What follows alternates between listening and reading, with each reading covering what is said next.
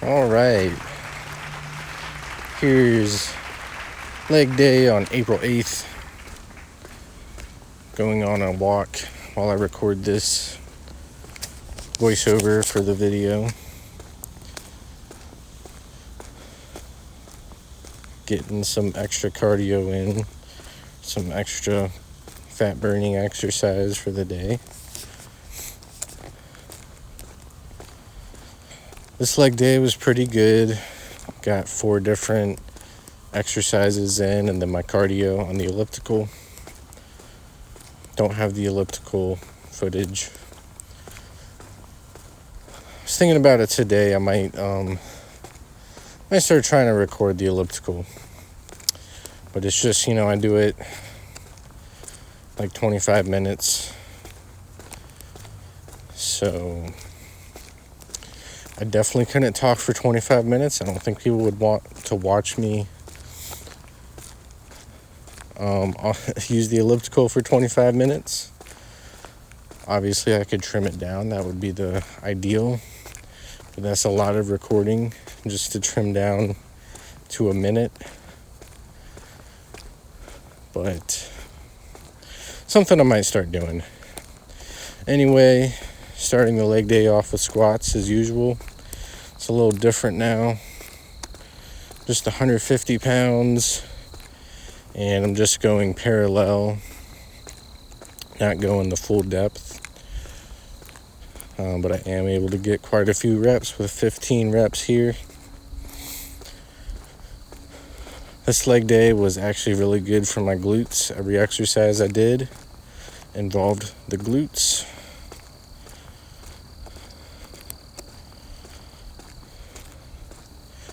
I had mentioned in a previous leg day video that I changed my squats.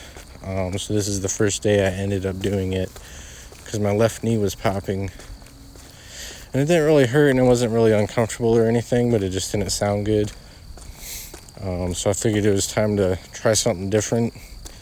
And these are good for muscle growth from my understanding because it keeps tension on the muscles. So not going all the way down. I could definitely feel it. I didn't even want to do a drop set on this last one because those 15 reps was good enough.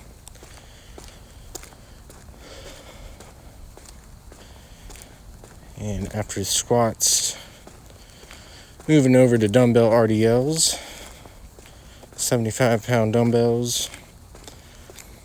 Shaking my forearms out, fingers and hands. Just holding those heavy dumbbells gives you a bit of crendus, I think it's called, where your fingers don't want to straighten out. They stay curled up like that. So it's kind of been happening when I've been doing these, which in a way is a good sign because that means I'm going pretty dang heavy, at least for me.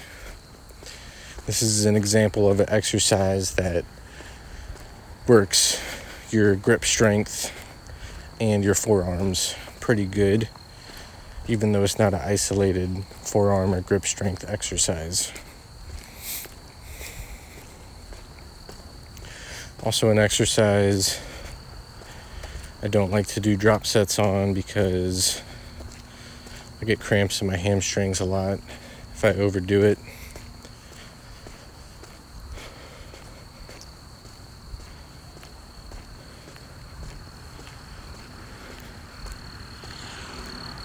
And it's I've been doing this exercise for a while, but it is a little newer as compared to other exercises I've done. And I think the lower back and just the way it targets all the other muscles that it's hitting is newer to me compared to, like chest exercises that I, have done bench press since, not regularly, but off and on since I was even in like middle school.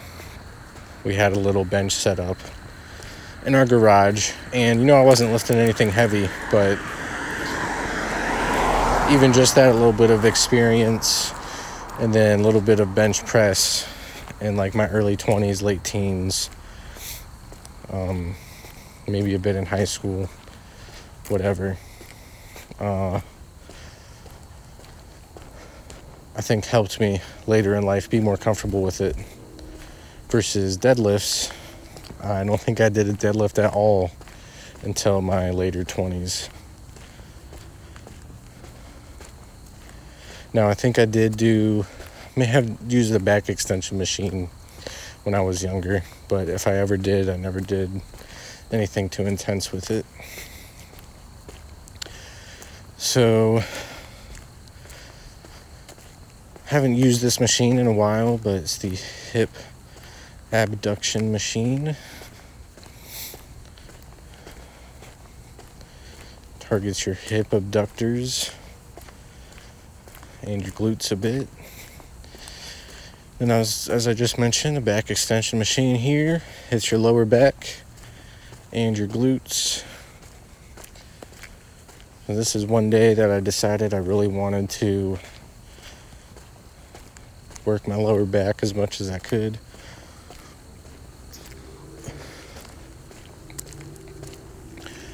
Helps with your core strength and having stability on probably a lot of exercises, but for my case, I'm specifically wanting it for squats because it was a while back I noticed when I was doing like 200 pounds on squats, my lower back was starting to kind of give out in a way. It was destabilized, and I was like, I really need to start working back in the RDLs and some back extensions again before something bad happens.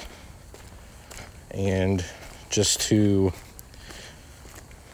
grow my squats, to up the weight on squats, I'm gonna need that core stability. Especially not using a belt, and I don't like to use a belt. Same thing with I don't like to use straps for my wrists on exercises because I just like the rawness of it.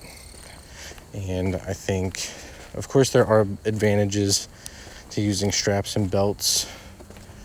With straps, especially on deadlifts, for example, or some back exercises, it helps you be able to go heavier than you would without them. So you could hit your,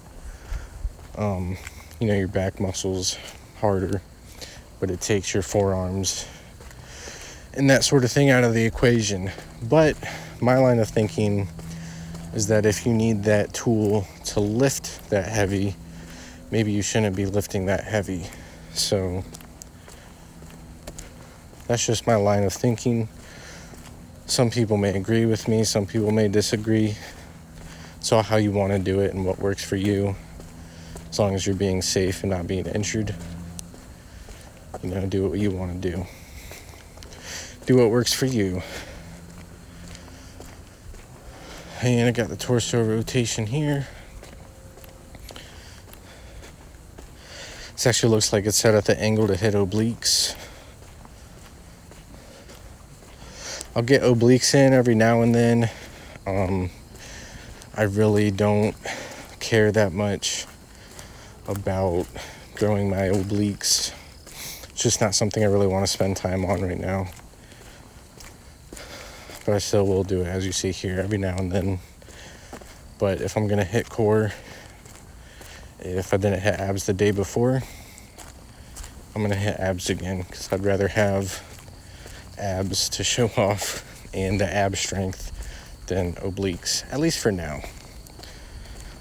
But anyway, that is the leg day.